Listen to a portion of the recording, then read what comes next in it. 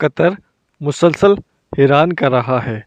کھیلوں کی دنیا کے سب سے بڑے ایونٹ کو دعوت اسلام کا ذریعہ بنا دیا۔ دنیا بھر سے سینکڑوں علماء کرام اور سکالرز منگوائے گے جو کہ مختلف زبانوں میں تبلیغ کا فریضہ سر انجام دیں گے۔ 2000 مقامی علماء کرام بھی فیفا ورلڈ کپ کی ڈیوٹی کریں گے۔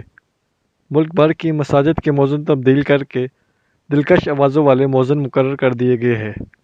تمام مساجد کو اسلامی میوزیم طرز پر پیش کیا جائے گا جہاں کسی بھی وقت کوئی آ کر معلومات لے سکے گا۔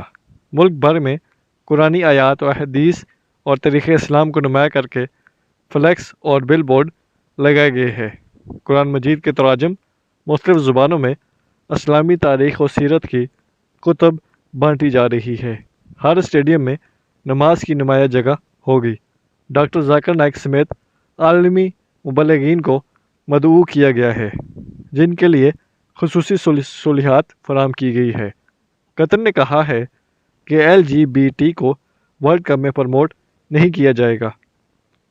شراب پر پابندی اور عورتوں کے چست لباس پر پابندی عائد۔ قطر کا کہنا ہے کہ ہم 28 دن کے لیے اپنا مذہب نہیں بدل سکتے۔ دنیا کو ہماری روایات اور اقدار کا پاس رکھنا ہوگا۔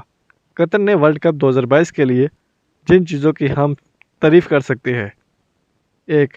اسلام کی خوبصورتی کو فروغ دینے کے لیے ہر کونے میں نبی صلی اللہ علیہ وآلہ وسلم کے اقوال۔ 2. ہوٹل کے کمروں میں ایک بار کوڈ ہوتا ہے جو اسلام کی تعلیمات، احادیث اور ہمارے عقیدے کی سادہ سی تعریف کو متعارف کرواتا ہے۔ 3. انہوں نے مساجد کے موزن بدلے اور خوبصورت آوازوں والے لوگوں کو لایا۔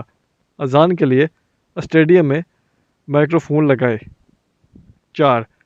قطر گیسٹ سینٹر اسلام کی دعوت کے لیے 2000 افراد کی ایک ٹیم تیار کرے گا جہاں وہ 10 موبائل کاریں اور 10 خصوصی خیمے مختص کرے گا۔ 5 زائرین کے لیے وزارت اوقاف کی طرف سے مختلف زبانوں میں اسلامی نمائش۔ ورلڈ کپ کی تاریخ میں پہلی بار اسٹیڈیم میں نماز کے مقامات اور وضو کے لیے جگہوں کی دستیابی۔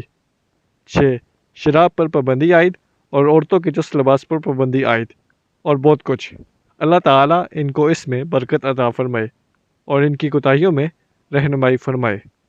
مزید اسلامی ویڈیو کے لیے YouTube چینل لازمی سبسکرائب کریں۔ شکریہ۔